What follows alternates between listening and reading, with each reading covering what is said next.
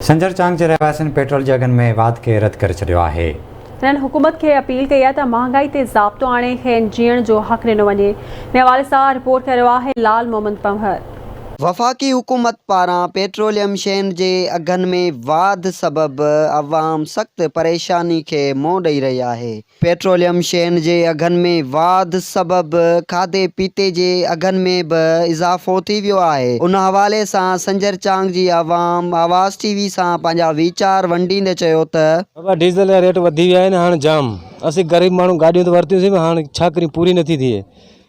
3000 जो डीज़ल था भरायूं, असांजो चक्कर ई कोन थो थिए। छा करियूं असीं ग़रीब माण्हू। अटो महांगो थी वियो, खंडु महांगी, हर शइ महांगी थी वई। किथां पूरी कंदा? गुज़ारिश आहे त कुझु त घटि करे वञे। ग़रीब माण्हू असीं वञूं केॾांहुं? हर माण्हू मतिलबु काबू थियो पियो आहे। ग़रीब माण्हू के सुता पिया आहिनि, ईअं जो उन्हनि जी पूरी नथी थिए। छा करे? पेट्रोल जी क़ीमतुनि में ॾींहों ॾींहुं इज़ाफ़ो थी रहियो आहे। पेट्रोल इलाही महांगो 162 रुपया लीटर आहे। ग़रीब माण्हू तेल में परेशान ॿधा पिया आहिनि। ॿियो त हुकूमत खां अपील आहे, पेट्रोल पंपनि जो जेको माप आहे उहो बि त घटि आहे। महांगाई बि इलाही आहे, 162 रुपया 50 पैसा आहे। हाणे इन करे ग़रीब आवाम इलाही परेशान आहे। पेट्रोल वरी महांगो थियो आहे। असांजी 200 रुपया ॾियारी कोन थी छुटे, रुॻो तेल में पूरा आहियूं। ग़रीब माण्हू केॾांहुं वञूं? सॼो ॾींहुं तेल ते हलूं था बाबा, तेल ई महांगो करे छॾियो आहे। पोइ हाणे इहो छा पियो करे?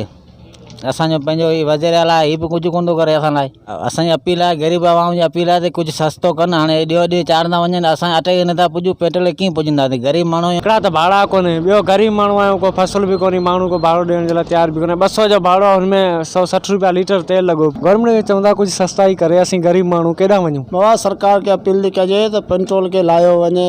एतिरी महांगत करे छॾी अथनि। असीं ग़रीब माण्हू 300 रुपया कमायूं, 800 रुपये सामान आहे।